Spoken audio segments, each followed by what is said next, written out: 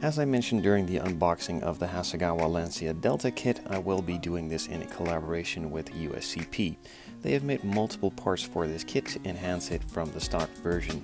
They've made some wheels, some seats, and also a nicely detailed engine bay, which all of these I will be using on the build. In the Hasegawa kit you of course get some seats for the interior, though they are the stock version and not really that fancy at all. Now in the actual car you were able to option these with some Recaros, and USCP was kind enough to make these as well. So these are the ones I will be using in my build, of course.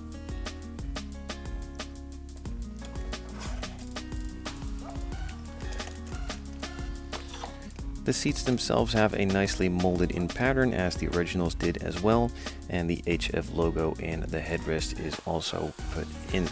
It has a nice detail all around, even the reclining option on the side, and some detail around the back for the centerpiece here in the headrest.